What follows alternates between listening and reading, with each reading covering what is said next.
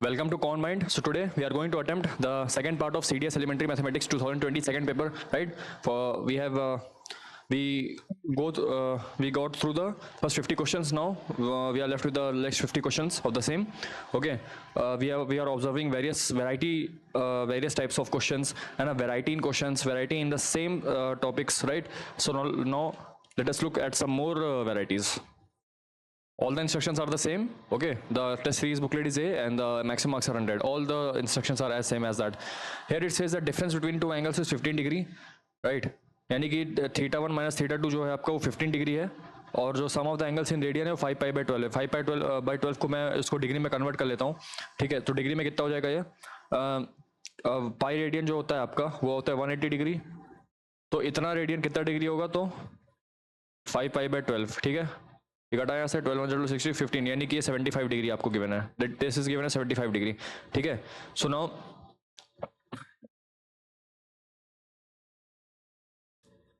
That means the θ1 minus θ2 आपका 15 degree है और θ1 प्लस θ2 आपका 75 डिग्री है. ठीक है, दोनों को ऐड करेंगे तो आपका 2θ1 यहाँ से 90 आ जाएगा. तो θ1 कितना आ जाएगा? 45. θ1 जैसे 45 आया, θ2 कितना आ जाएगा? 45 माइनस 15 दैट इज 30. तो स्मॉलर एंगल कौन सा है? 30. तो bigger angle is k times the smaller angle that is 30. तो k कितना हो जाएगा मेरा? 45/30. तो कितना हो जाएगा? 3/2. ठीक है, तो इसका आंसर कितना आ जाएगा? 3/2. नेक्स्ट वाले सवाल पे आते हैं. The equation 2 sin square theta minus cos theta plus 4 is equal to 0 is possible for और थीटा. इसको एक काम करते हैं, इसको sin स्क्वायर थीटा को 1 माइनस cos स्क्वायर थीटा में बदल देते हैं. ठीक है, minus cot theta plus 4 equal to 0. ठीक है, तो कितना हो जाएगा? 2 minus 2 cos square theta is equal to cos theta minus 4. तो हो जाएगा 2 cos square theta plus cos theta minus 6 equal to 0. तो cos थीटा की वैल्यू कितनी आ जाएगी यहाँ से? Minus B plus minus under root B square minus 4ac upon 2 4. तो cos थीटा की क्या क्या वैल्यू आ जाएगी? -1 प्लस माइनस 1 मिनट 4 48 है ना. हाँ, तो 48 कितना हो जाएगा? √7. तो 7/4. तो cos थीटा की एक वैल्यू आपके पास आ रही है. cos थीटा की एक वैल्यू कितनी आ रही है? 6/4 यानी कि 3/2. और दूसरी cos थीटा की वैल्यू कितनी आ रही है? -2. तो क्या है दोनों ही वैल्यू पॉसिबल है क्या? क्या ये दोनों ही वैल्यू पॉसिबल है? नहीं, बिकॉज दोनों वैल्यू, एक तो ये वाली वैल्यू जो है 1 से बड़ी और एक ये वाली -1 से छोटी है. ठीक है, तो cos थीटा जो है वो -1 से 1 लाई करता है. यदि कोई cos थीटा की कोई वैल्यू इससे इसके और इसके बीच में आ रही है तो theta that will have a value of theta. But यहाँ पे हम देख सकते हैं cos थीटा की वैल्यू 3/2 आ रही है जो कि 1 से बड़ी है, और ये -2 आ रही है जो कि -1 से भी छोटी है. तो बेसिकली इन दोनों के रेंज से ही बाहर है. तो ये इक्वेशन पॉसिबल ही नहीं है किसी भी थीटा के लिए. किसी भी थीटा के लिए ये इक्वेशन पॉसिबल नहीं है. अब इस वाले क्वेश्चन में देखिए, इस वाले क्वेश्चन में क्या करना है आपको? AMGM लगाना है. AMGM लगा देंगे तो tan theta plus cot theta upon 2 is greater than equal to under root में tan इंटू cot थीटा. तो ये 1 हो जाएगा, और tan theta plus cot theta की जो वैल्यू 2 उधर जाएगा तो ग्रेटर देन इक्वल टू 2 हो जाएगा. यानी जो tan theta plus cot theta की जो वैल्यू है वो हमेशा 2 से बड़ी होगी, है ना? 2 या 2 से बड़ी होगी, कभी भी 2 से कम नहीं होगी. तो यहाँ पे सेम चीज लिखी हुई, tan theta plus cot theta can not be less than 2, so therefore it is a correct answer because it's value will be either 2 और ग्रेटर देन 2. तो हमारा स्टेटमेंट नंबर 2 सही है. तो the correct will be 2 only. A road curve is to be laid out on a circle. What radius should be used if the track is to change the direction by 42 degree in distance of 44 metre. कहने का मतलब है कि ये कैसे हमारे पास एक सर्कुलर ट्रैक है, ये उसका एक कोई आर्क है और ये हमारे पास ऐसे सेंटर है जो 42 डिग्री का एंगल यहाँ पे डिस्क्राइब कर रहा है. ठीक है, डिस्टेंस की वैल्यू कितनी? 44. यानी कि जो आपको आर्क लेंथ दी हुई है ये वाली है ना, ये कितनी है? 44 मीटर की, और ये आर है और ये थीटा आपको दे रखा है. तो S is equal to R theta सभी को पता है. S की वैल्यू कितनी है? 44. आर की वैल्यू कितनी है? 42 डिग्री. 42 उसको डिग्री में दिया. याद रखिए हमेशा जब भी यहाँ पे जो थीटा रखेंगे, थीटा हमेशा रेडियन में रखेंगे. ठीक है, तो 42 इंटू π/180 इंटू आर हमको निकालना है. तो 44 is equal to 42 into 22/7 into 180. ये हो जाएगा 2, ये हो जाएगा 6, ये हो जाएगा 3 और ये हो जाएगा 60. तो r/60 इक्वल टू 1. आर की वैल्यू कितनी आ जाएगी? 60 मीटर. ठीक है, सिंपल सा फॉर्मूला लगाना है, आगे बढ़ना है. What is the maximum value of 3 sin theta minus 4? देखिए sin थीटा की वैल्यू हम सभी को पता है. मैं बार बार आपको बोला हूँ कि sin थीटा की वैल्यू -1 से 1 लाई करती है. तो 3 sin थीटा की वैल्यू कहाँ से कहाँ लाई करेगी? -3 से 3 लाई करेगी. ठीक है, अब -4 दोनों में सब्ट्रैक्ट कर देंगे तो ये कहाँ से कहाँ लाई करेगी? -7 से लेकर 3 sin थीटा -4 दोनों साइड -4 सब्ट्रैक्ट कर देंगे तो कितना आ जाएगा -1। तो इसकी जो मैक्सिमम वैल्यू कितनी आ जाएगी, ये जो एक्सप्रेशन आपको गिवन है ना 3 sin थीटा, इसकी मैक्सिमम वैल्यू कितनी आ रही है -1। आंसर कितना हो जाएगा -1। और मिनिमम वैल्यू कितनी है -7। ठीक है, if sin theta plus cos theta की value √2 then what is this expression equal to.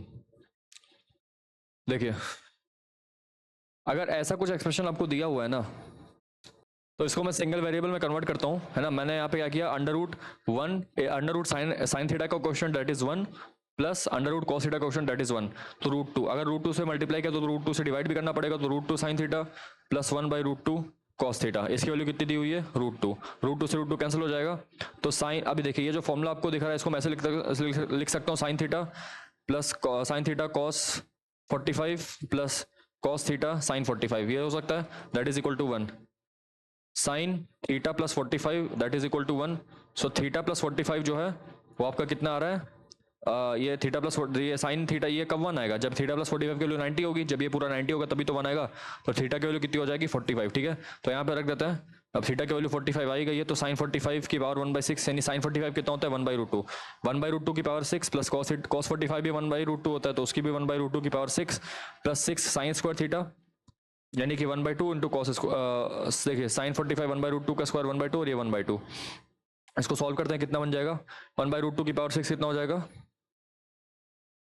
1/8 हो जाएगा, 1/8, ये भी हो जाएगा 1/8 प्लस ये कितना हो जाएगा 3/2। ठीक है, तो 1/4 plus 3/2 that is equal to 7/4, है ना। हमारा आंसर कितना आ जाएगा 7/4। What is the least value of 9 sine square theta plus 16 cos square theta. देखिए 9 sine square theta plus 16 cos square theta को मैं 1 माइनस साइन स्क्वायर थीटा लिख सकता हूँ, तो यहाँ से आपके पास आ जाएगा 9 sine square theta plus 16 minus 16 sine square theta that is equal to 16 minus 7 sine square theta. अब जो साइन स्क्वायर थीटा है मेरा वो बिटवीन 0 और 1 लाई कर रहा है, तो 7 साइन स्क्वायर थीटा कहाँ से कहाँ लाई करेगा 0 से लेकर 7 तक, फिर -7 कहाँ से कहाँ लाई करेगा, इस बार साइन पलट जाएगा तो ये -7 यहाँ आ जाएगा, यहाँ पे 0 आ जाएगा, फिर 16 माइनस 7 साइन स्क्वायर थीटा कहाँ से कहाँ लाई करेगा 16 से लेकर -7 प्लस 16 विच इज 9। तो ये हमारे पास आ चुका है। ठीक है, तो ये जो वैल्यू है 16 माइनस 7 स्क्वायर थीटा वो 9 से बड़ी है ना, वो 9 से बड़ी है और 16 से कम है, तो हमसे लीस्ट वैल्यू पूछा, तो लीस्ट वैल्यू कितनी हो जाएगी बी, ऑप्शन नंबर बी। ठीक है, नेक्स्ट वाले पे आते हैं, क्या बोला है, cos 47 डिग्री प्लस sin 47 की वैल्यू क्या है, then what is the value of this expression. देखिए हमको इसकी वैल्यू निकालनी है, इसको मैं लिख सकता हूँ cos 47 plus sin 47 into cos 47 minus sin 47, ये हो सकता है। ठीक है, ये हमारे पास दिया cos 47 plus sin 47 is equal to k, तो k मल्टीप्लाइड बाई, अब मुझे किसकी वैल्यू निकालनी है cos 47 माइनस sin 47 की। ठीक है, मुझे इसकी वैल्यू निकालनी है। इसकी वैल्यू कैसे निकालेंगे, तो ध्यान से देखिएगा, यदि मैं इसको स्क्वायर कर दूं दोनों साइड, मैं इसको स्क्वायर कर दूं दोनों साइड, तो क्या बनेगा cos square 47 plus sin square 47, मतलब मुझे इसकी वैल्यू निकालनी है, उसके लिए मुझे cos 47 माइनस sin 47 की वैल्यू निकालनी पड़ेगी। ठीक है, अच्छा, और ये देखिए,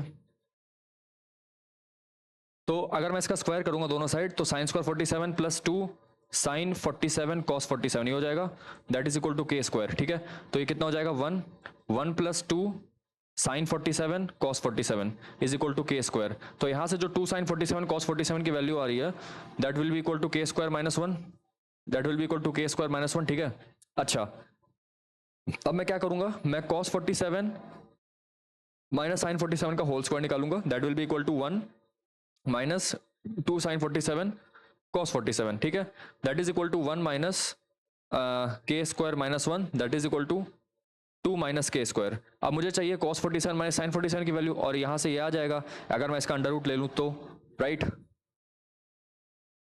इसका अगर यदि मैं इसका अंडर रूट ले लूं तो आ जाएगा। ठीक है, 1 माइनस के स्क्वायर प्लस 1 तो 2 माइनस के स्क्वायर, तो प्लस माइनस ये हो जाएगा plus minus 2 minus K square. ठीक है, ठीक है, अब एक चीज और देखिए, तो ये मेरे पास cos 47 माइनस साइन 47 की वैल्यू कितनी आ जाएगी, plus minus under root 2 minus K square, यानी कि जो इसकी वैल्यू आ रही जो कि हमको चाहिए वो कितनी आ जाएगी, प्लस माइनस के under root 2 minus K square, ये वैल्यू है। यानी कि ऑप्शन नंबर है और ऑप्शन नंबर बी में हमको देखना है कि अब कौन सा सही होगा, प्लस साइन होगा कि माइनस साइन होगा। अब देखिए cos square 47 minus sine square 47 में बड़ी वैल्यू कौन सी है, ऑब्वियसली साइन स्क्वायर 47 है, ठीक है। कॉस स्क्वायर 47 जो है वो वाली वैल्यू कम हो जाएगी, क्यों?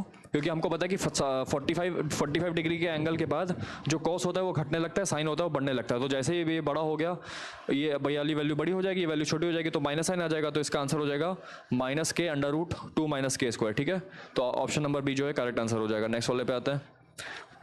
If cosec theta minus sin theta is equal to p cube, sec theta minus cos theta is equal to q cube. तो देखिए 1 minus sine square theta upon sine theta is equal to p cube, है ना। और यहां से कितना आ जाएगा, 1 minus cos square theta upon cos cos theta, ये कितना आ जाएगा, cos square theta upon sine theta is equal to P cube. और ये कितना आ जाएगा, sine square theta upon cos theta is equal to Q cube. यदि मैं Q cube divide by P cube कर दूं तो कितना आ जाएगा, ये sine square theta upon cos theta into sine theta upon cos square theta, ये तो आएगा। तो ये कितना बन जाएगा, sine theta upon cos theta का whole cube, and that is equal to Q by P का होल क्यूब, ठीक है। सो यहाँ से आ जाएगा आपका Q by P is equal to tan theta, ठीक है। तो जो टैन थीटा की वैल्यू आ जाएगी वो कितनी आ जाएगी, Q by P, option number B, ठीक है। कॉस अल्फा माइनस बीटा की वैल्यू 1 है, तो अल्फा माइनस बीटा जो है कितना हो सकता है, 0। That means alpha is equal to beta, कितना आंसर आ जाएगा, sine alpha minus sine beta plus cos alpha minus cos alpha, ये 0 हो जाएगा।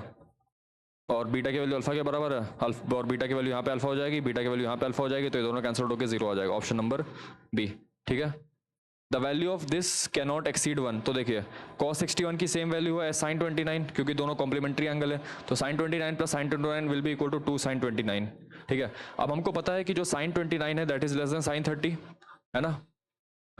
तो sin 29 की जो वैल्यू होगी वो लेस देन 1/2 होगी, और 2 इधर ले जाएंगे क्योंकि हमको 2 sin 29 की वैल्यू चाहिए, तो कितना हो जाएगा, 2 sin 29 is always less than 1। 2 sin 29 is less than 1, that is it can not exceed 1। तो जो पहला स्टेटमेंट है हमारा बिल्कुल सही है, that is the value of this particular expression we can not exceed 1। इस वाले पे आता है, the value of tan 23 minus cot 67 is less than 0. Now here it says that cot 67 complementary angle है, cot 90 minus theta tan theta हो जाएगा। तो basically कुछ नहीं लिखा है, वो tan 23 लिखा है, this is equal to 0. So the value of this expression is 0, but the question is saying that it is less than 0. तो ये बिल्कुल गलत है, ऑप्शन नंबर 2 नहीं होगा, तो सिर्फ ऑप्शन नंबर 1 सही होगा, ठीक है। In a quadrilateral ABCD angle B is equal to 90, ठीक है। एंगल B जो है 90 है, ABC ऐसे, और ये कुछ ऐसे D होगा, है ना। हमारे पास कह रहा है कि ये वाला एंगल 90 डिग्री है, ठीक है। हमसे कह रहा है कि AB square plus BC square plus CD square, अगर मैं यहाँ से ऐसे ड्रॉ करूँ ये, तो क्या बोल सकता हूँ मैं बोल सकता हूँ AB square plus BC square की वैल्यू AC स्क्वायर के बराबर हो जाएगी, है ना। AB square plus BC square की वैल्यू AC स्क्वायर के बराबर हो जाएगी, तो AC square plus CD square is equal to AD square, कुछ ऐसा बोल रहा है ना। तो यदि आप यहाँ पे ध्यान से देखें, जो AC square plus CD square है ना, यहाँ से अब देखिए AB square plus BC square क्या हो जाएगा, that will be equal to AC square. Now this AC square plus CD square is equal to AD square, ये हमारा AD स्क्वायर के बराबर हो गया, है ना। अगर ये एक्सप्रेशन फॉलो कर रहा है तो आप देख सकते हो जो ट्राइंगल ACD है, AC square plus CD square is equal to AD square, यानी कि AC स्क्वायर आपका परपेंडिकुलर हो गया, CD स्क्वायर आपका बेस हो जाएगा, एंड परपेंडिकुलर का स्क्वायर प्लस बेस का square is equal to hypotenuse का स्क्वायर, ठीक है। परपेंडिकुलर का स्क्वायर प्लस बेस का square is equal to hypotenuse का square, that's why this angle ACD will be equal to 90 degree, ठीक है। एंगल ACD जो है हमारा, हमने फिगर से इन्फ्रेंस कर लिया कि 90 डिग्री है, ठीक है। In a triangle ABC AC की वैल्यू 12 है, यहाँ पे लिख लेता है, AC की वैल्यू ABC, AC की वैल्यू 12 है, AB की वैल्यू 16 है, AD इसका बाइसेक्टर है एंगल A का, यानी कि यहाँ से एक एंगल का बाइसेक्टर आ रहा है, BD की वैल्यू 4 है, तो DC की वैल्यू क्या है, तो हमको पता है एंगल बाइसेक्टर थ्योरम से, by angle bisector theorem we know that BD upon DC, है ना, जो जिस साइड को एक डिवाइड कर रहा है, BD upon DC that is equal to AB upon A C, ठीक है। तो बी डी की वैल्यू 4 दे रखी है, डी सी की वैल्यू हमको चाहिए, ए बी की वैल्यू हमको पता है 16 और इसकी वैल्यू है 12, ए सी की वैल्यू तो कितना हो जाएगा 4 3, डी सी की वैल्यू कितनी हो जाएगी 3 सेंटीमीटर्स, ठीक है। ABCD is a cyclic quadrilateral. The bisectors of the angles ABCD cut the circle at PQRS respectively. ठीक है ना, एक ऐसा सर्कल है और ये एक ऐसे आ रहा है, ठीक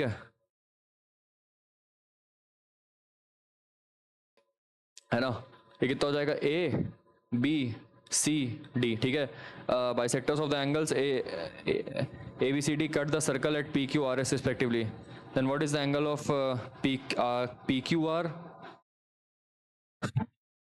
plus angle RSP? क्वेश्चन हमसे बोल रहा है कि बाइसेक्टर्स ऑफ एंगल्स ए, अगर मैं इसका बाइसेक्टर बनाऊँ तो ये ऐसे कुछ जाएगा, ऐसे, एक मिनट यहाँ दूसरे पेन से बना देता हूँ, है ना, ऐसे। अगर एंगल बी का बाइसेक्टर बनाऊँ तो कुछ ऐसे जाएगा, मैं डी का बनाऊँगा तो कुछ ऐसे जाके मिलेगा, और सी का बनाऊँगा तो कुछ ऐसे जाके मिलेगा। हमसे कह रहे हैं what is angle P q r plus angle R S P. अब देखिए यहाँ पे जो पॉइंट्स कट रहे हैं ना, ये वाले पी क्यू आर एस, है ना, ये जो आपका ये भी तो आपका एक क्वाड्रिलेटरल ही बना, ये वाला, ये भी तो आपका एक साइक्लिक क्वाड्रिलेटरल ही बना, है ना। अब हमसे क्वेश्चन में क्या पूछ रहा है, हमसे क्वेश्चन में पूछ रहा है कि what is angle P q are, यानी कि angle this angle plus angle R S P, यानी कि दिस एंगल। अब चूंकि पी क्यू आर एस भी एक साइक्लिक क्वाड्रिलेटरल है, पी क्यू आर एस भी आपका एक साइक्लिक क्वाड्रिलेटरल है, ठीक है। पी क्यू आर एस भी आपका एक साइक्लिक क्वाड्रिलेटरल है, तो ये वाला एंगल और ये वाला एंगल हमको पता है कि साइक्लिक क्वाड्रिलेटरल में जो सम ऑफ ऑपोजिट एंगल्स होते हैं कितना होता है 180 डिग्री होता है ना। तो सम ऑफ ऑपोजिट एंगल्स होते हैं कितना होता है 180 degree. Therefore the answer is option number C. 64. ABC is an equilateral triangle. The side BC is trisected at D such that BC is equal to 3BD. What is the ratio of AD square to BD square? इस question को rough में करते हैं, ठीक है। अब देखिए जो इक्विलेटरल ट्रायंगल हमको किया, हमको क्या गिवन है, ABC जो है मेरा इक्विलेटरल ट्रायंगल है, ठीक है। ABC जो है मेरा वो क्या है, एक इक्विलेटरल ट्रायंगल है ABC। The side BC is trisected at D। Suppose ये पॉइंट D है, तो ट्राइसेक्टेड मतलब कि उसको 1/3 में काट रहा है, ठीक है, 1/3 में उसको काट रहा है। अच्छा, अब यहाँ से मैं एक परपेंडिकुलर, हमसे क्वेश्चन में पूछ रहा है कि BC की जो वैल्यू है ना, दैट इज 3BD। वो एक ही बात है, या तो BD को लिखो 1/3 BC या BC को 3BD लिख दो। देन हमसे पूछ रहा है AD square upon AB square का रेशियो बताओ कितना होगा, ठीक है। तो देखिए मैं यहाँ से परपेंडिकुलर ड्रॉप करता हूँ जो कि यहाँ पे जाएगा, कंस्ट्रक्शन है ना, E। अब हमसे क्या कह रहे हैं, according to the question we have been given that BC is equal to 3BD, so BD is equal to BC by 3, right. अच्छा, अब हमको पता है जो BE है मेरा, है ना, जो BE है मेरा वो क्या है BC बाई 2। BE जो है मेरा वो BC बाई 2, क्योंकि इक्विलेटरल ट्रायंगल में मीडियन, ऑल्टीट्यूड और जो आपका ये होता है वो सब के सब एक ही जगह पे आता है, तो है ना, तो ये आपका BC बाई 2 हो जाएगा, है ना। अच्छा, अब ट्रायंगल AEB, अगर मैं ट्रायंगल AEB की बात करूं, है ना, ट्रायंगल AEB की बात करूंगा, ठीक है, तो जो DE है मेरा वो मैं क्या लिख सकता हूं BE minus BD। Triangle AEB की बात करूं, ट्रायंगल AEB की, तो जो DE है मेरा उसको मैं लिख सकता हूं BE माइनस BD, है ना। तो BE की वैल्यू कितनी हो जाएगी BC बाई 2 और BD की वैल्यू कितनी हो जाएगी BC by 3। That means it is equal to BC by 6, ठीक है, BC by 6। Now applying Pythagoras theorem in triangle ADE। अगर मैं ट्रायंगल ADE में, नाउ in triangle ADE में let us apply Pythagoras theorem, that means AD square is equals to AE square plus DE square, right। ये हो जाएगा, हाँ ना। तो अब ट्रायंगल ABE में, है ना, ट्रायंगल इन ट्रायंगल AEB में तो अप्लाई कर सकते हैं, that means AB square is equal to AE square plus BE square, ये हो जाएगा, ठीक है। Now what we need to do, just subtract them, ठीक है। अगर मैं इस वाली subtracting equation number 1 from 2 that is 2 minus 1 यदि करें तो LHS में क्या आ जाएगा मेरे पास AB square minus AD square that is equal to AE square minus AE square, ये दोनों कैंसिल आउट हो जाएंगे और बचेगा क्या मेरे पास BE square minus DE square, ठीक है। अच्छा, अब देखिए तो यहाँ से क्या निकल सकता है, यहाँ से आपका निकला कि जो A B square minus A D square है वो कितना है, बी स्क्वायर की वैल्यू क्या थी, बी सी बाई 2 का स्क्वायर है ना, यानी कि B C square by 4 minus D की वैल्यू कितनी थी, डी की वैल्यू थी आपकी B C by 6, that means B C square by 36, ठीक है। इसको फर्दर यदि सॉल्व कर तो कितना आ जाएगा, 7 बाई, एक मिनट, हाँ 9 sorry 8 by 36 into B C square, यानी कि कितना 2/9 है ना, 2/9 टाइम्स बी सी स्क्वायर, और ए आपका कितना हो जाएगा, A B square minus A D square की वैल्यू, ठीक है। अच्छा अब देखिए, अब हमसे जो क्वेश्चन में पूछा था कि A D square upon A B square की वैल्यू क्या होगी, है ना, A D square upon A B square, तो देखिए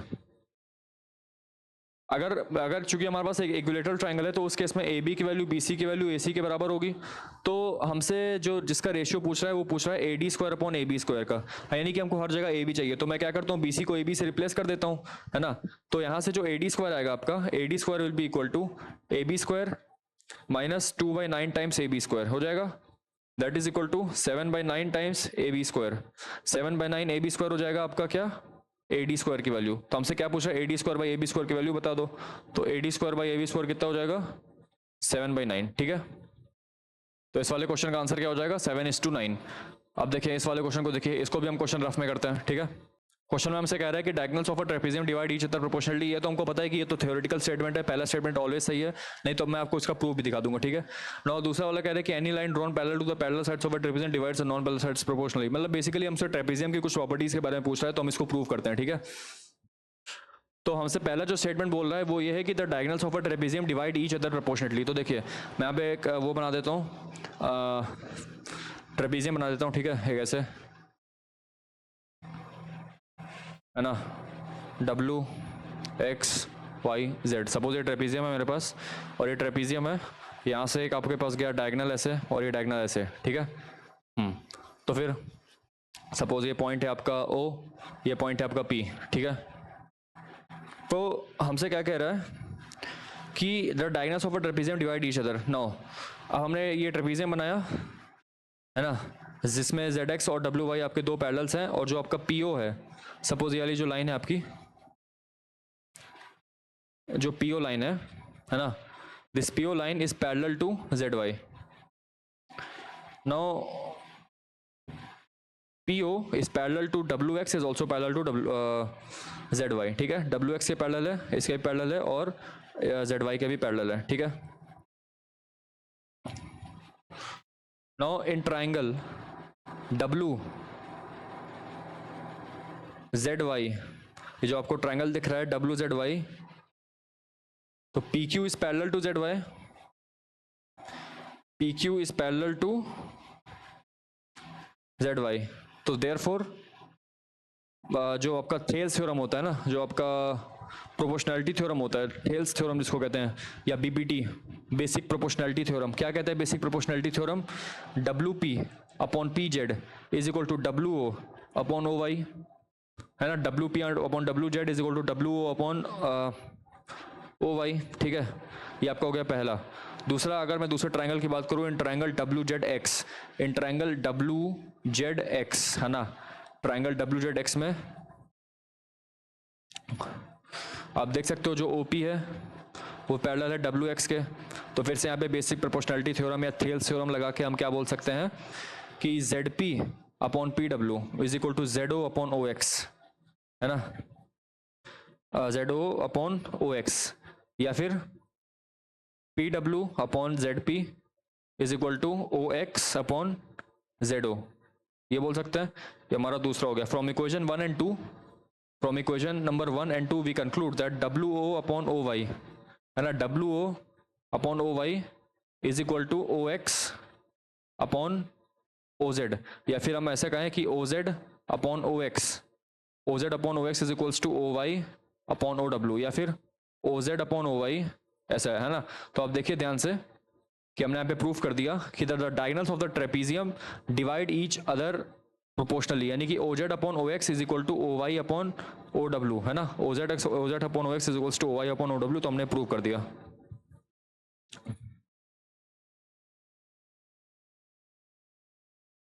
है ना। So therefore we proved that the diagonals divide each other proportionately.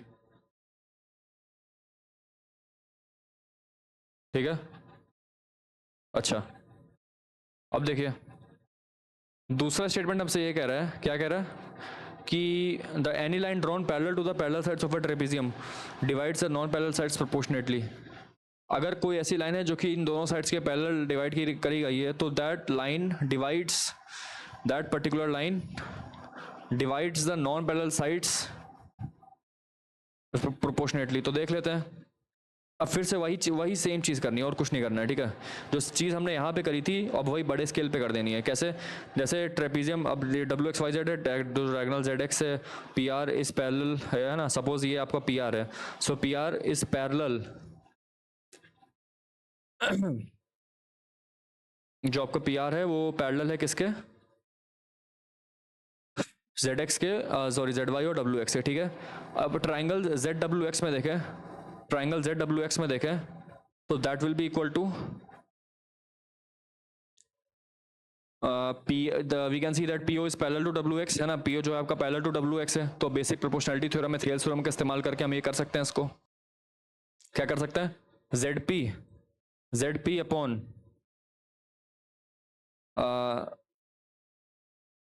P W, Z P upon P W is equals to O Z upon O X है ना, O Z upon O X, ये आपका हो जाएगा पहला equation, ठीक है। दूसरा triangle X Y Z, triangle X Y Z में हम देख सकते हैं कि जो ओ आर है that O R is parallel to Z Y, O R is parallel to Z Y, ठीक है।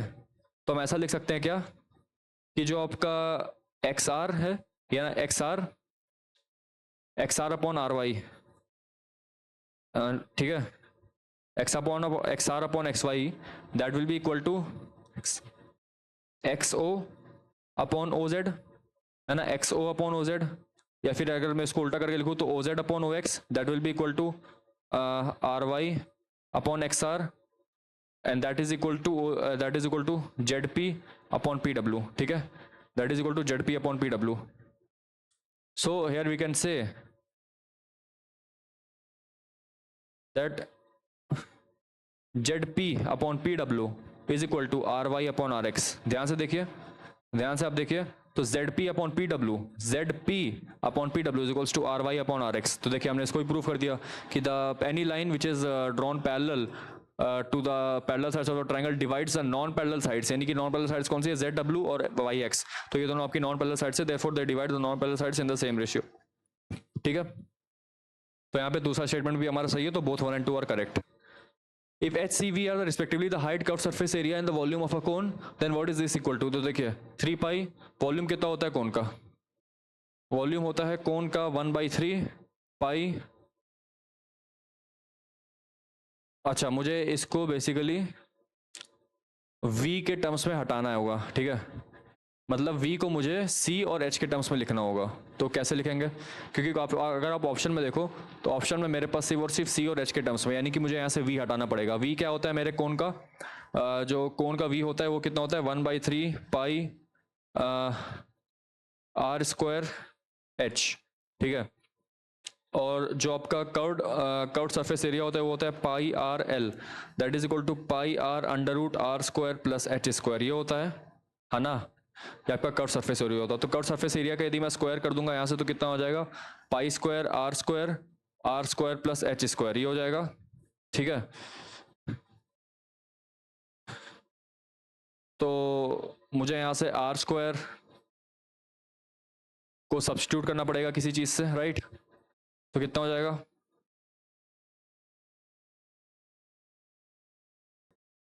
देखिए हमसे यहाँ पे क्या कह रहा है कि v तो आपको निकालना ही है, साथ में आपको v स्क्वायर भी निकालना है ना, v तो निकालना ही है और v स्क्वायर भी निकालना पड़ेगा। तो v आपका कितना हो जाएगा,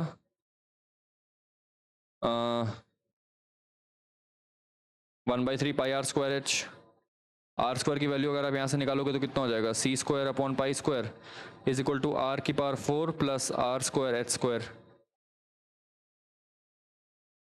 v स्क्वायर कितना हो जाएगा 1/9 पाई स्क्वायर आर की पावर 4 एच स्क्वायर, है ना।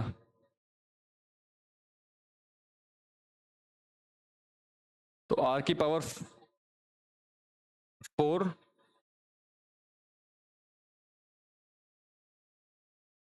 या फिर ऐसे ऐसे जाने की बजाय हम एक तरह से और जा सकते हैं क्या, कि हम इस एक्सप्रेशन को सिंप्लीफाई कर लें, ठीक है। देखिए, ऐसे जाने की बजाय ये थोड़ा सा हेक्टिक हो जाएगा। ऐसे ना जाने की बजाय हम कैसे जाएंगे, लाइक दिस। तो देखिए 3 पाई 1/3, वॉल्यूम का क्या होता है 1/3 pi R square H square, H square 1/3 pi R square H, है ना। तो एच यहाँ पे पहले, एच क्यूब यहाँ पहले से, तो एच की पावर 4 हो जाएगा, plus 9 times V square, V square कितना हो जाएगा 1/9 पाई स्क्वायर आर की पावर 4 एच स्क्वायर, ठीक है। तो 9 से 9 कट जाएगा, 3 से 3 कटेगा, तो कितना आ जाएगा आपका pi square R square H की power 4 plus pi square R की पावर 4 एच स्क्वायर, ठीक है। कितना हो जाएगा ये, pi square R square H square, यहाँ से कॉमन ले लेंगे तो क्या बचेगा मेरे पास, H square plus R square. हम सभी को पता है कि जब H square plus R square जोड़ते हैं तो हमारे पास स्लैंट हाइट आती है कौन की, that is equal to slant height L square. अच्छा, अब ये क्या लिखा हुआ है, ध्यान से अगर आप देखें तो ये चीज़ क्या लिखी है, ये pi square R square L square, यदि मैं सबको साथ ले लूँ तो पाई आर एल का होल स्क्वायर हो जाएगा, that is equal to into H square. तो पाई आर एल क्या होता है आपका, कर्व सरफेस एरिया होता है, ठीक है। तो यहाँ पे जो हमको दिया है सी, तो हम इसको सी से रिप्लेस करते हैं, तो सी स्क्वायर इंटू एच स्क्वायर जो है मेरा करेक्ट आंसर आ जाएगा, विच इज ऑप्शन नंबर ए, ठीक है। How many solid lead balls which of diameter 2 mm can be made from a solid lead ball of radius 8 mm? Solid lead ball of radius 8 centimetre है, तो मैं इसका volume conserve कर सकता हूँ 4/3 pi R cube. अब देखिए 8 centimetre यानी कि 80 mm, है ना। तो 4/3 पाई आर क्यूब हो जाएगा 80 multiplied by 80 multiplied by 80। Suppose N balls बनी है, एन बॉल्स बनी है 4/3 पाई आर क्यूब के रेडियस की, यानी कि इंटू 8। तो 4 पाई से 4 पाई से कटा, 3 से 3 कटा, 8 से 10 कट जाएगा, तो 8 8 से कितना होता है 16, तो 16000। अच्छा सॉरी, ये तो आपका डायमीटर है ना, डायमीटर तो रेडियस कितना हो जाएगा 1, तो सॉरी ये फिर 4/3 रहेगा। तो 4/3 से 4/3 कैंसिल आउट हो जाएगा, पाई से पाई, तो बचेगा मेरे पास ये वाला पोर्शन, यानी कि जो आपका एन होगा that will be equal to 80 cube, है ना। 80 क्यूब कितना होता है 512000, ऑप्शन नंबर डी, ठीक है। नेक्स्ट वाले पे आते हैं, the two sides of a triangle are 40 centimetre, है ना। The two sides of a triangle are 40 centimetre and 41 centimetre, perimeter of the triangle is 90 centimetre, what is its area.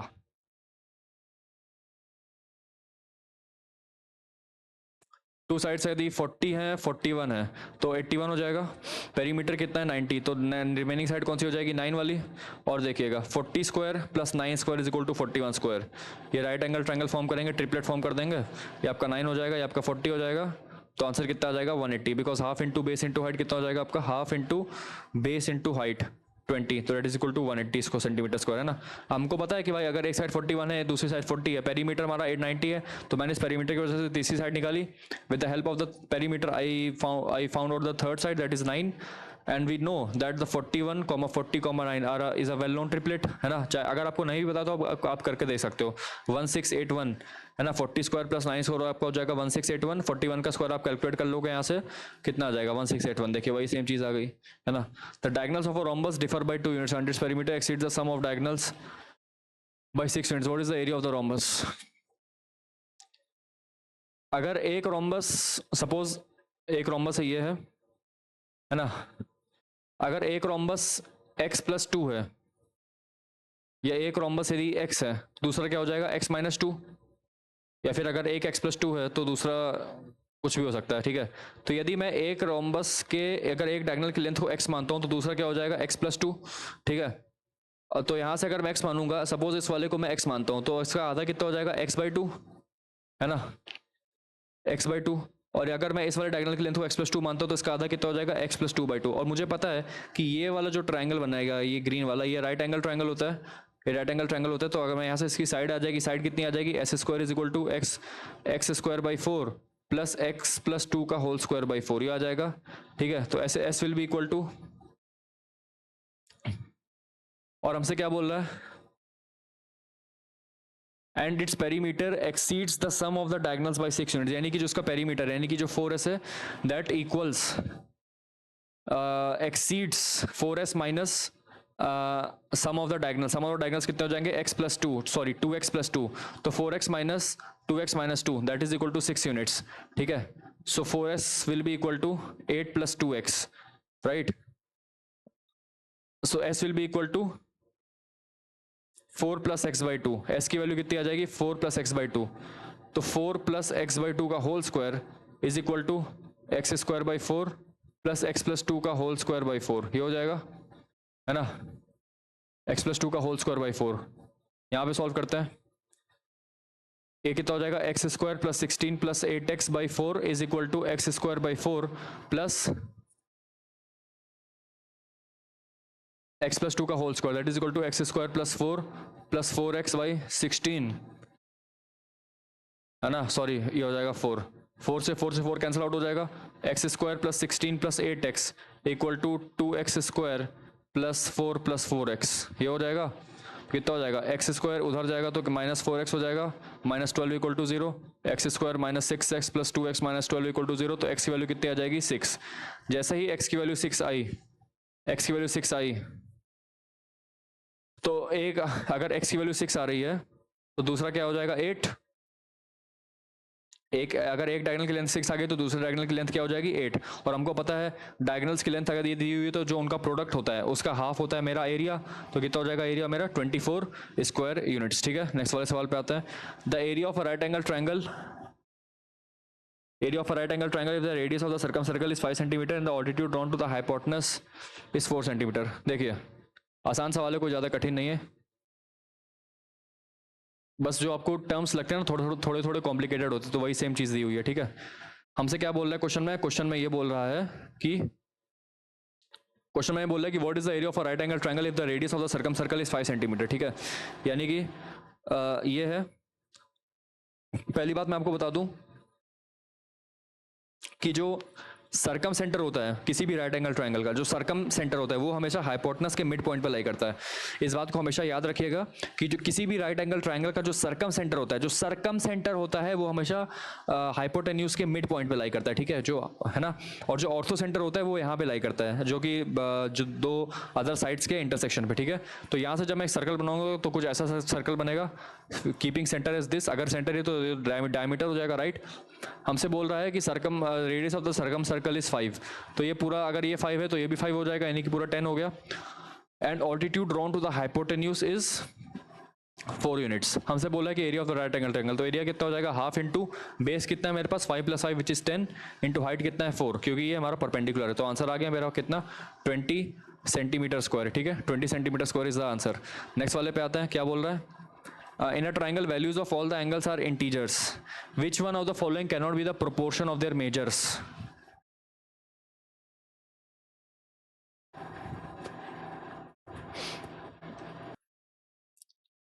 देखिए अगर मैं इसकी बात करूं तो अगर मैं सबको ले लूं तो 6x इक्वल टू 180 हो जाएगा, तो x की वैल्यू यहाँ पे इंटीजर आ रही है तो ये तो हो जाएगा.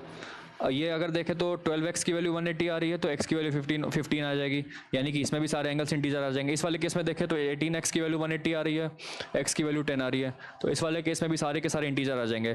तो बस ऑलमोस्ट यही वाला जो लास्ट केस बता है इसमें x की कोई फ्रैक्शनल वैल्यू आएगी जिसकी वजह से सारे के सारे एंगल्स फ्रैक्शन में आ जाएंगे. नेक्स्ट वाले सवाल पे आता है. Length of a rectangle is increase by 10%, breadth is decrease by 10%, then the area of the new rectangle is. देखिए ओरिजिनल लेंथ थी LB, ओरिजिनल लेंथ थी L, ओरिजिनल ब्रेड्थ थी B, तो ओरिजिनल एरिया कितना हो जाएगा LB. अगर L को इंक्रीज किया गया तो L प्लस L बाई 10 हो जाएगा, L dash that is equal to 11L by 10, ठीक है. B डैश कितना हो जाएगा, B डैश कितना हो जाएगा आपका B plus B by 10 that is equal to 11B by 10. तो नया एरिया कितना हो जाएगा L dash B dash that is equal to 121 LB by 10, ठीक है. नया एरिया ये हो गया, पुराना एरिया मेरे पास ये था तो minus LB upon LB into 100. LB से LB कैंसिल आउट हो जाएगा तो 121 minus 100 will be 21 upon 100 into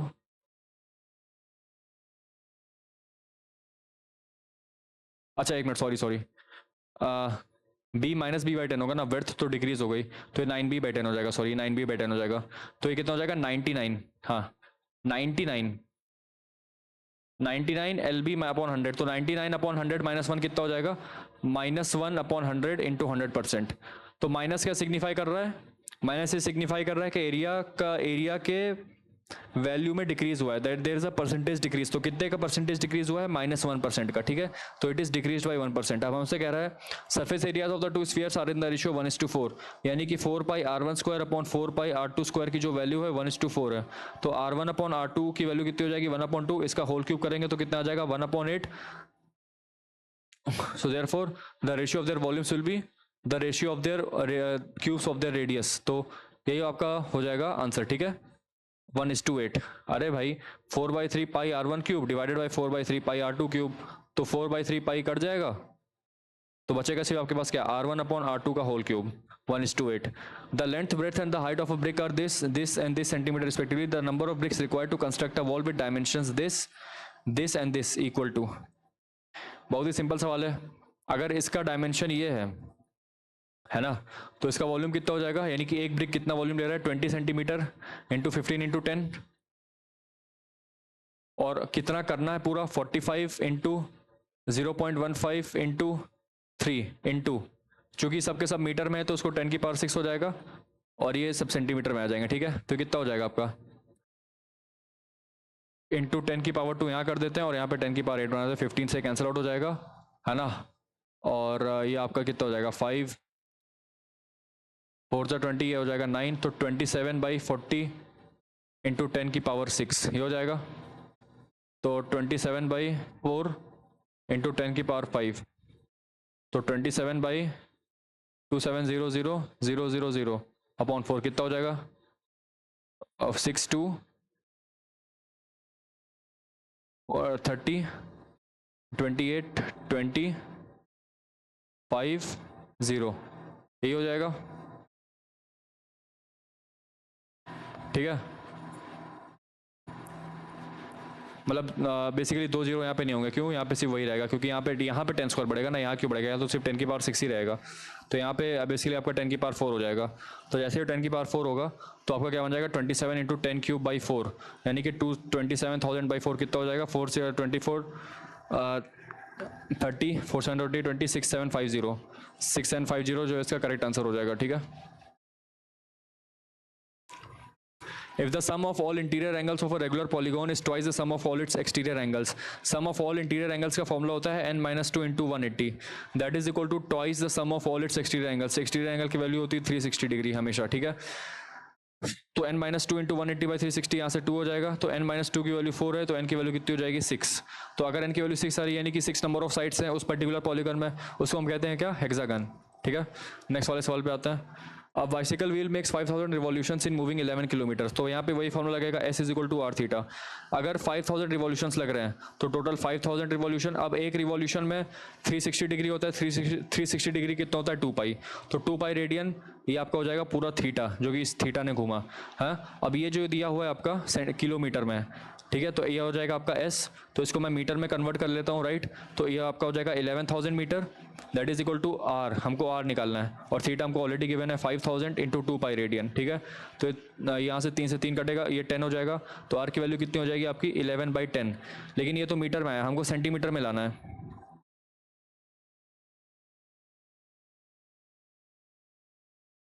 कहने का मतलब है कि यहाँ पे पाई भी तो आएगा ना, ये मीटर में, तो हमको सेंटीमीटर में लाना है, तो ये आपका हो जाएगा 110/π, तो इंटू 7/22 हो जाएगा, ये आपका 5 हो जाएगा। तो रेडियस आपका कितना आ जाएगा यहाँ से?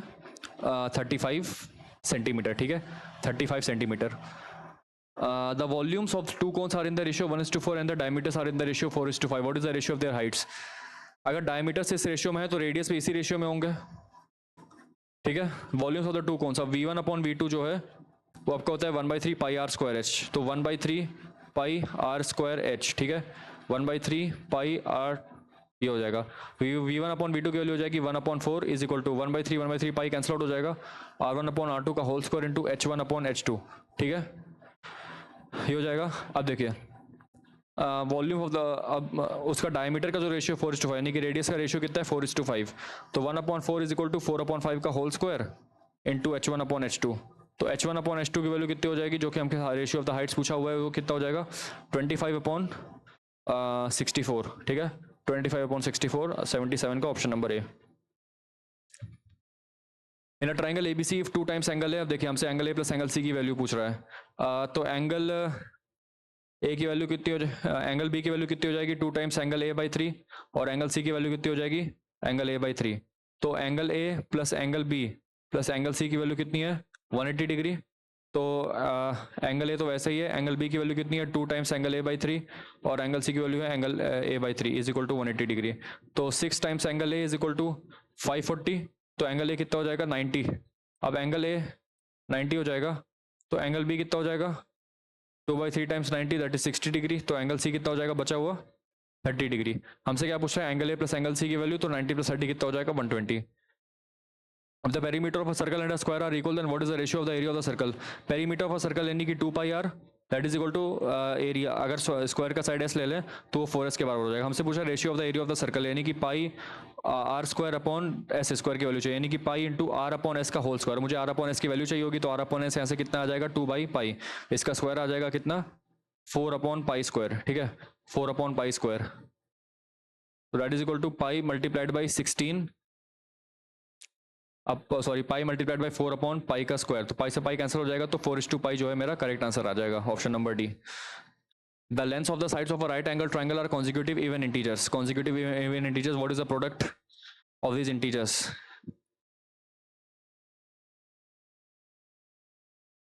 कॉन्जिक्यूटिव इवन इंटीजर्स है, ध्यान रखिएगा कॉन्जिक्यूटिव इवन, तो सिर्फ हमारे पास एक ही टर्म बच रहा है, कौन सा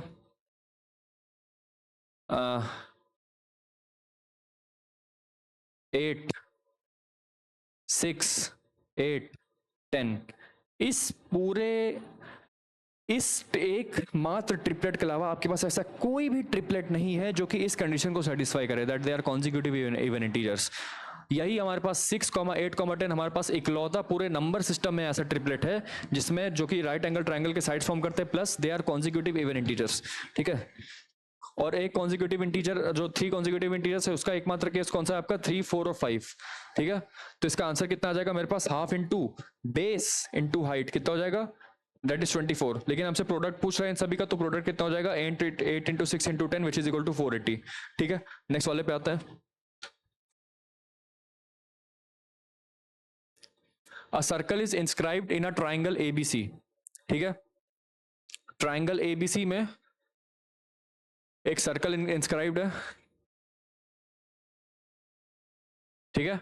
It touches the sides AB and AC at M and N respectively. If O is the center of the circle and angle A is equal to 70 degree, ये 70 डिग्री है, and what is equal to angle MON? Angle MON की value पूछ रहा है।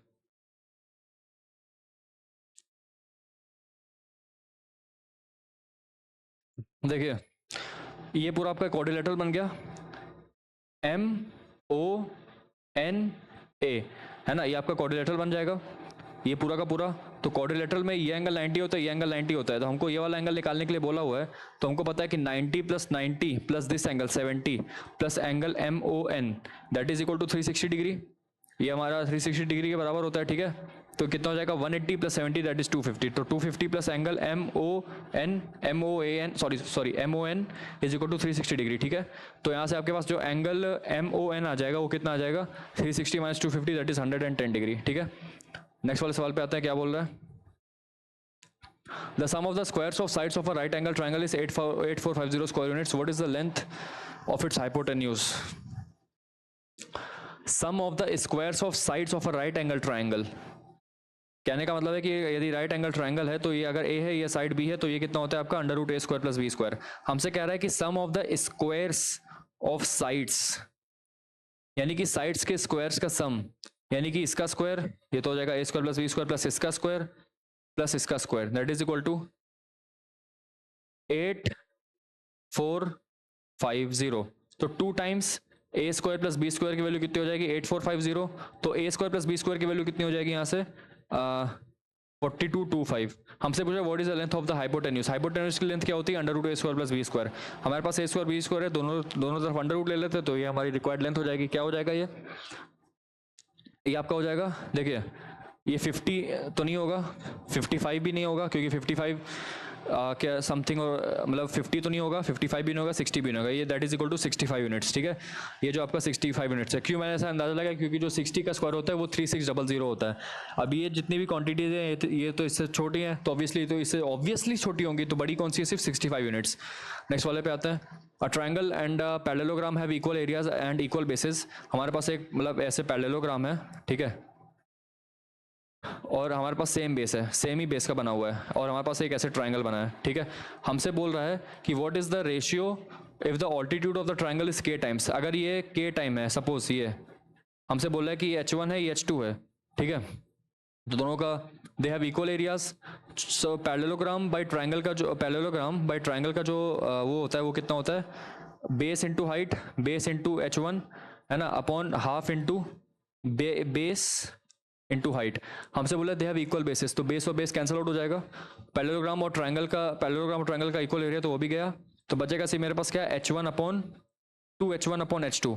The altitude of the triangle is के times, यानी कि H2 जो है मेरा क्या है, वो 2H1 है, मतलब के H1, तो 2H1 अपॉन के टाइम्स H1 की वैल्यू 1 है, H1 कैंसिल, तो के की वैल्यू कितनी हो जाएगी, 2। तो इसका आंसर कितना आ जाएगा, ऑप्शन नंबर बी, ठीक है। Areas of two squares are in the ratio m square upon n square, what are their perimeters. बहुत ही सिंपल है, अगर किसी भी दो स्क्वायर्स का रेशियो ये है, तो साइड यानी कि side 1 square upon side 2 square की value m square upon n की पावर 4 है, तो यहाँ से साइड 1 अपॉन साइड 2 की वैल्यू कितनी आ जाएगी, m अपॉन n स्क्वायर। हमसे पूछा है what is the ratio of the perimeters, तो पेरीमीटर्स का रेशियो अब इसे 4 से मल्टीप्लाई कर दीजिए, कोई फर्क तो आने वाला नहीं है, तो ये आपका perimeter of 1 upon perimeter of 2 हो गया, that is equal to m upon n square, ठीक है। AD is a median of the triangle ABC। हमसे बोल रहा है कि AD यदि मीडियन है ट्राइंगल ABC का, ठीक है, ABC, यहाँ पे एक मीडियन ऐसे, ठीक है। हमसे बोल रहा है कि area of triangle P is any point on AD। P जो है एनी पॉइंट ऑन AD है, सपोज P को मैं यहाँ ले लेता हूँ, यदि मैंने P को यहाँ पे लिया, ठीक है, एक काम करते हैं, इसको नीचे सॉल्व करते हैं ताकि आपको अच्छे से समझ में आए, ठीक है। हमसे क्वेश्चन में ये बोल रहा है कि हमारे पास एक ट्राइंगल है ना, ट्राइंगल ABC, और एक मीडियन ऐसे आ रही है यहाँ पे कहीं डी पे, ठीक है, और कोई पॉइंट P है यहाँ पे, ठीक है, कोई पॉइंट P है, तो हमको कमेंट करना है एरिया ऑफ ट्राइंगल PAB और एरिया ऑफ ट्राइंगल PAC के बारे में। तो ध्यान से देखिएगा, हमको पता है जो मीडियन होता है वो ट्राइंगल को इक्वल एरिया में डिवाइड करता है ना, divides triangle in equal areas, ठीक है। No, median AD divides ABC into two equal halves, यानी कि area of triangle ABD is equal to area of triangle ADC, ये हो जाएगा, ठीक है। अच्छा, दूसरा मीडियन, ये भी तो मीडियन ही है, median PD divides BPC into two equal halves, है ना, divides BPC into two equal halves. तो therefore area of triangle PBD is equal to area of triangle PDC, हो जाएगा, ठीक है। ये हो गया पहला इक्वेशन, ये हो गया दूसरा इक्वेशन। तो मैं दोनों को सबट्रैक्ट करूंगा, ठीक है, 1 - 2, यानी कि area of triangle ABD minus area of triangle PBD is equal to area of triangle ADC minus area of triangle PDC। यानी कहने का मतलब है कि यदि मैं ABD में से PBD माइनस करूं, यानी कि ABD में से PBD माइनस करूं, तो मेरे पास क्या बचेगा, एरिया ऑफ ट्रायंगल PAB, है ना, एरिया ऑफ ट्रायंगल PAB बचेगा, ये वाला ऊपर वाला, और इस वाले केस में भी क्या बच जाएगा, ये वाला APC बच जाएगा। क्यों, क्योंकि ADC minus PDC that is equal to area of triangle APC, है ना, एरिया ऑफ ट्रायंगल APC, है ना, ये इंप्लाई कर रहा है कि area of triangle PAB is equal to area of triangle APC या PAC, ठीक है। तो इस वाले क्वेश्चन का आंसर कितना हो जाएगा, that area of triangle PAB is equal to area of triangle PAC। What is the area of a segment of a circle of radius R subtending an angle theta. देखिए segment क्या होता है, अगर एक मैं यहाँ पे ऐसे बनाऊं और ये ऐसे, और ये ऐसे। तो जो सेगमेंट का मतलब होता है, सेगमेंट ये वाला पोर्शन होता है, ठीक है, ये वाला। तो देखिएगा ध्यान से, अगर ये थीटा एंगल सबटेंड कर रहा है और ये आर है, तो जो सेगमेंट का एरिया होता है, सेगमेंट का जो एरिया है वो कैसे के निकालेंगे हम, इस सेक्टर का एरिया, ये जो सेक्टर का एरिया है, सेक्टर का एरिया माइनस ये वाले ट्राइंगल का एरिया है ना, ये वाले ट्राइंगल का एरिया। सेक्टर का एरिया क्या होता है, half R square theta, half R square theta. और ट्राइंगल का एरिया कितना होता है, ट्राइंगल का एरिया कितना हो जाएगा, minus half A B sine C, है ना, A B sine C, that is sine theta. कितना हो जाएगा ये, half R square theta minus sine theta. अब साइन थीटा को मैं क्या लिख सकता हूँ, 2 sine theta by 2 cos theta by 2। आ गया हमारा आंसर। देखिए, half R square into theta minus 2 sine theta by 2 into cos theta by 2, which is option number B. ठीक है, नेक्स्ट वाले सवाल पे आते हैं। ABC is a triangle right angled at C, be any point AC. Now suppose हमारे पास एक राइट एंगल ट्राइंगल है ABC, right angle at C है, ठीक है। Let P be any point on AC, suppose यहाँ पॉइंट P है, Q be any point on BC, यहाँ पे पॉइंट Q है, ठीक है। Which of the following statements is are correct? ये PQ ऐसे लाइन आ रही है, ठीक है। अब हमसे कह रहा है कि AQ square plus BP square, यानी कि हमको क्या निकालना है, AQ स्क्वायर एक ऐसे और एक निकालना है PB स्क्वायर। तो AQ स्क्वायर, अगर मैं ट्राइंगल इसकी बात करूँ, ट्राइंगल AQC की, तो क्या लिख सकता हूँ मैं, AQ square is equal to AC square plus QC square. फिर ट्राइंगल PBC की बात करूँ, triangle PBC that is equal to PB square is equal to PC square plus BC square. हो जाएगा। मुझे क्या करना है, मुझे AQ स्क्वायर और BP स्क्वायर को ऐड करना है, यानी कि मैं जब इन दोनों को ऐड करूंगा यहाँ से, जब मैं इन दोनों को ऐड करूंगा तो क्या मिलेगा, AQ square plus PB square is equal to AC square plus BC square plus PC square plus QC square, ये मिलेगा। तो AQ square plus PB square is equal to AC square plus BC square कितना हो जाएगा, AC square plus BC square will be equal to AB square hypotenuse, ठीक है, plus PC square plus QC square. अब देखिएगा ध्यान से, PC square plus QC square कितना होगा, PC square plus QC square will be equal to PQ square. तो यहाँ पे हम इसको रिप्लेस कर देंगे किससे, PQ स्क्वायर से। This will be replaced by PQ square, right. PC square plus QC square will be equal to PQ square. तो हमारे पास फाइनली जो आया कि AQ square plus BP square जो है वो है AB square plus PQ square, ठीक है। Statement number 1 is correct. दूसरा हमसे कह रहे हैं AB की वैल्यू 2 टाइम्स PQ है, यानी कि कहने का मतलब है PQ की वैल्यू हाफ टाइम्स AB। देखिए ये जनरल, इन जनरल ये ट्रू नहीं है ना, इन जनरल की बात है तो ये ट्रू नहीं होगा। क्यों, क्योंकि ये तभी ट्रू होगा जब P और Q दो है जो है AC और BC के मिड पॉइंट होंगे respectively, right. Mid point theorem जो हम पढ़ते हैं बेसिक प्रोपोर्शनैलिटी थ्योरम में, थेल्स थ्योरम में, तो उसमें जो मिड पॉइंट होता है वो ये कहता है कि if the line joining the mid points of any two sides of a triangle is parallel to the third side, the line joining the midpoints of any two sides of a triangle is parallel to the third side and is equal to half of it. So PQ will be half of AB, PQ will be half of AB only when P and Q are the midpoints of the sides AC and BC respectively, right? तो in general ये statement wrong हो जाएगा, ये वाला statement सिर्फ और सिर्फ in specific के लिए सही है, ठीक है,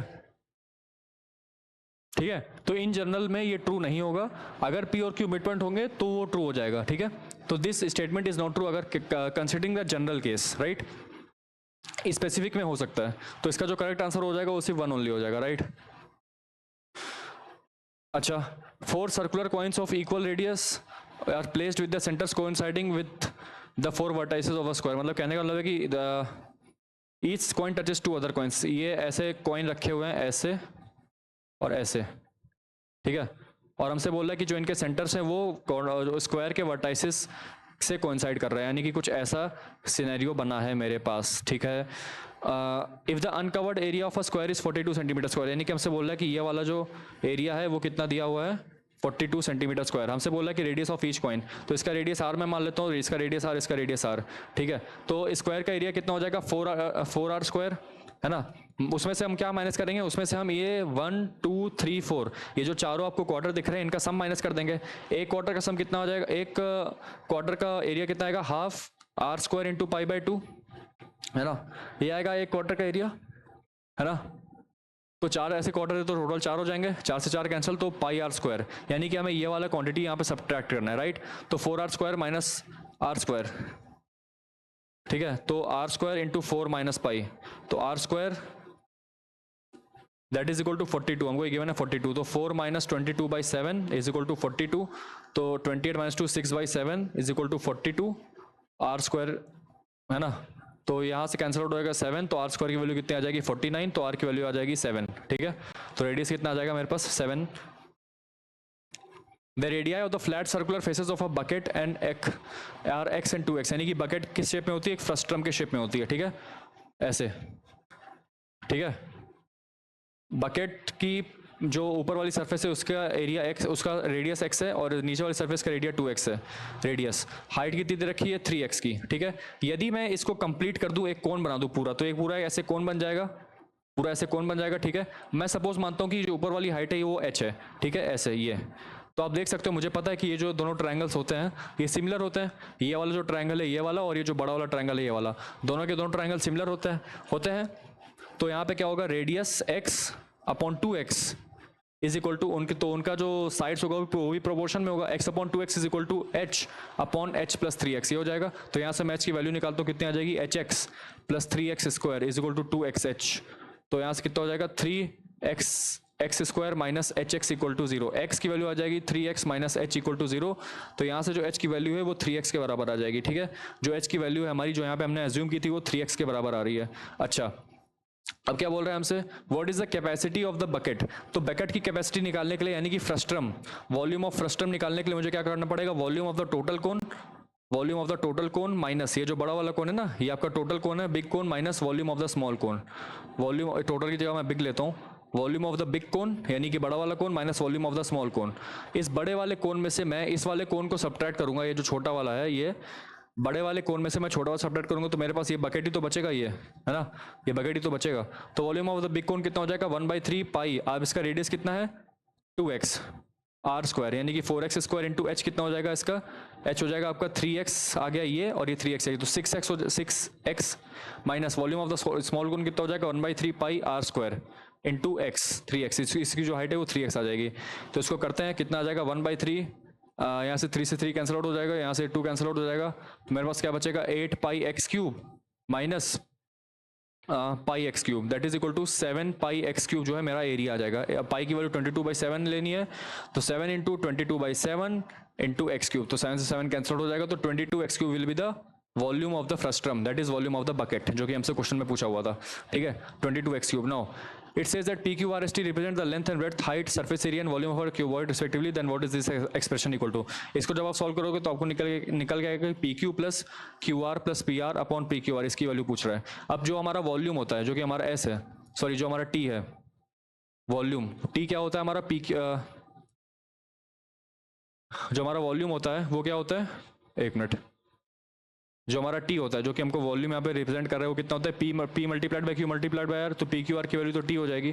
अब p q plus q r plus, अब देखिए surface area of the cuboid क्या होता है, जो आपका सरफेस एरिया होता है जो कि यहाँ गिवन है, वो होता है 2 times P q plus q r plus P R. हमको चाहिए P q plus q r plus P R की वैल्यू, तो यहाँ से ये कितना आ जाएगा S/2, ठीक है, यहाँ पे सब्स्टिट्यूट करना है। P q plus q r plus P R की वैल्यू कितनी आ जाएगी S/2, और पी क्यू आर की वैल्यू आ जाएगी टी।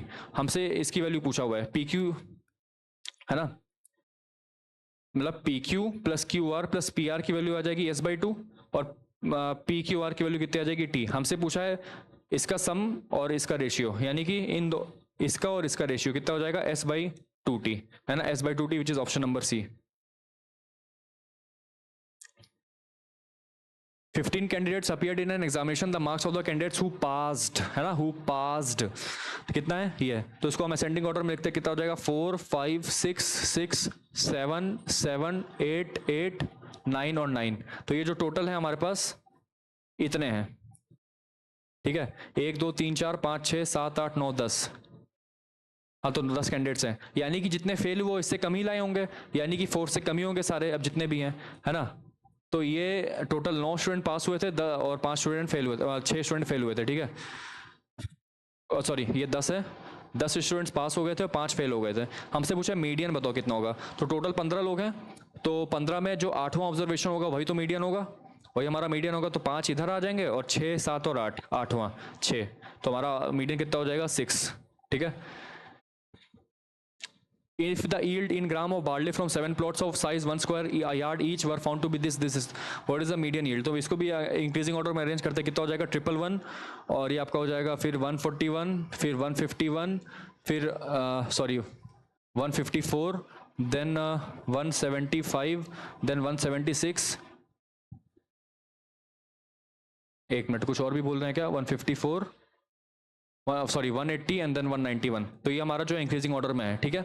अब देखिए तो हमसे मीडियन पूछा है, मीडियन कितनी क्वांटिटीज है 7, यानी कि जो फोर्थ ऑब्जर्वेशन होगा वो हमारा मीडियन होगा, जो बीच वाली क्वांटिटी होती है दैट इज 175। तो हमारा आंसर कितना आ जाएगा, ऑप्शन नंबर सी, ठीक है। नेक्स्ट वाले पे आते हैं। अब ये देखिए, which one of the following measures of central tendency will be used to determine the average size of the shoe sold in the shop. इस क्वेश्चन को ध्यान से पढ़िएगा। अब इसमें लोग क्या बोलेंगे, इसमें लोग बोलेंगे कि average size of the shoe determine करने के लिए कौन सी सेंट्रल टेंडेंसी को यूज करना चाहिए। तो लोग यहाँ पे क्या बोलेंगे कि अरिथमेटिक मीन। तो ये जवाब गलत है, लॉजिकली ये जवाब गलत है। क्यों? क्योंकि देखिए अगर कोई मैन्युफैक्चर है जो शू बना रहा है तो वो शू कितना बनाएगा, उसको वो एवरेज साइज कैसे डिटरमाइन करेगा, वो एवरेज साइज कैसे डिटरमाइन करेगा। पहली बात तो वो जाके वो देखने नहीं जा रहा है कि कौन कितने साइज का लिया, मतलब वो तो ये देखेगा कितने साइज का लगेगा, लेकिन क्या वो कैलकुलेट करने बैठेगा कि इसका एवरेज कितना है। तो ये तो एक बेवकूफ़ी वाली बात हुई। कोई भी मैन्युफैक्चरर या कोई भी शॉपकीपर जो भी है वो सपोज एक बंदा आया वो 7 नंबर का जूता लेके गया, एक बंदा आया वो 9 का लेके गया, एक दूसरा आया वो 8 का लेके गया। तो क्या शॉपकीपर है, क्या मैन्युफैक्चरर के पास यही काम रह गया कि वो उसका मीन निकालता रहे, अरिथमेटिक मीन? ये पॉसिबल नहीं है। पॉसिबल ये हो सकता है कि जब मैं मोड की बात करूँ, मोड क्या होता है कि कौन से साइज के जूते सबसे ज़्यादा बिक रहे हैं, कौन से साइज के जूते जो है वो सबसे ज़्यादा बिक रहे हैं, तो उस हिसाब से जो है मैन्युफैक्चरर जो है अपना प्रोडक्शन करेगा या फिर जो भी चेंज करना हो करेगा। तो वहाँ से हम एवरेज साइज निकालते हैं। कहने का ये मतलब है मोड क्या होता है, highest frequency of any variate, किसी भी वेरिएट की हाईएस्ट फ्रीक्वेंसी, यानी कि किसी भी साइज, कौन सा साइज जो सबसे ज्यादा बिक रहा है, सबसे ज्यादा कौन सा साइज बिक रहा है, that will be used to determine the average size, ठीक है। तो ये लॉजिकल सेंस बनता है एक मैन्युफैक्चरर का शॉप बना कि कौन से साइज का वो शू मैन्युफैक्चर करे, राइट। तो इसका आंसर हो जाएगा मोड। नेक्स्ट वाले पे आता है, when the class intervals have equal width the height of a rectangle in a histogram. देखिए हिस्टोग्राम मैंने आपको बार बार बताया है कि जो आपका हिस्टोग्राम होता है वो कुछ ऐसे होता है, ये आपका हिस्टोग्राम बन जाएगा कुछ ऐसे, फिर ये ऐसे, फिर ऐसे, है ना, ये आपका हिस्टोग्राम होता है, ठीक है। अब चूंकि ये हिस्टोग्राम है तो हमसे पूछा है कि हाइट ऑफ द रेक्टेंगल। अब हमको पता है height of the rectangle y axis के कॉरस्पॉन्डिंग में आता है, और वाई एक्सिस पे हम क्या मार्क करते हैं, फ्रीक्वेंसी, और एक्स एक्सिस पे क्या मार्क करते हैं, इंटरवल्स ऑफ द क्लास। तो हमारे पास जो इसका आंसर है हो जाएगा फ्रीक्वेंसी ऑफ द क्लास, ठीक है। हमसे कह रहे हैं there are the ages of 7 family members are this respectively, after 5 years a new member aged x years is added if the mean age of the family. तो देखिए पहले मैं इसका मीन निकाल देता हूँ। मीन कितना हो जाएगा, 60 + 40 100 + 138 + 156 158 168 + 5 173 + 2 175, यानी कि जो टोटल सम आ रहा है इन सबके एजेस का 175 आ रहा है। तो मीडियन कितना आ जाएगा, सॉरी मीन कितना आ जाएगा 25। अभी आ गया mean 25। Now it says that after 5 years a new member aged x। तो 5 साल बाद 7 मेंबर्स की एज कितनी बढ़ जाएगी, 35 साल की, है ना। 5 साल बाद इन सबकी एज 35 साल और बढ़ जाएगी। तो 175 में 35 और ऐड कर देंगे, कितना आ जाएगा 210। अब इसमें एक्स बच्चा भी, मतलब कोई एक और नया मेंबर आया है तो 210 + x, टोटल अब फैमिली मेंबर्स कितने होगा 8। अब इनका मीन कितना हो जाएगा 1.5 ईयर से बढ़ जाएगा, यानी कि 25 + 3/2 दैट इज इक्वल टू 53/2। 2 से 4 गया, 4 इधर जाएगा तो 210 + x will be equal to 12 212। तो x की वैल्यू कितनी आ जाएगी 2। हमारा आंसर कितना आ गया, option number b. The mean weight of 100 students in a class is 46 kg। तो टोटल वेट कितना हो जाएगा, टोटल वेट हमारे पास हो जाएगा 4600 kg। The mean weight of boys is 50 kg। Suppose number of girls हमारे पास x है, तो नंबर ऑफ बॉयज कितने हो जाएंगे 100 - x। हमसे बोल रहा है कि mean weight of boys 50 kg, तो बॉयज का टोटल वेट कितना हो जाएगा 50 × 100 - x, 50 × 100 - x। तो गर्ल्स का वेट कितना हो जाएगा 40x। जब मैं दोनों को ऐड, टोटल वेट है ना, टोटल बॉयज का वेट कितना हो जाएगा, टोटल गर्ल्स का वेट कितना हो जाएगा 40x kg and this kg। मैं तो जब दोनों को ऐड करूंगा तो 5000 - 10x, ये आ जाएगा किसके बराबर 4600 के बराबर, ठीक है। तो 10x की वैल्यू कितनी आ जाएगी 400, x की वैल्यू आ जाएगी 40 kg, ठीक है। x की वैल्यू जो है वो कितनी आ जाएगी 40 kg, ठीक है। हमसे कह रहा है कि the number of boys exceeds the number of girls by, अब चूंकि एक्स जो है 40 आ गया, यानी कि नंबर ऑफ गर्ल्स कितनी आ जाएंगी 40, तो बॉयज कितने आ जाएंगे 100 माइनस 40 दैट इज 60, तो बॉयज गर्ल्स से कितने ज़्यादा है 20 ज़्यादा है, तो 20 जो है इसका आंसर आ जाएगा। नेक्स्ट वाले पे आता है। हाँ,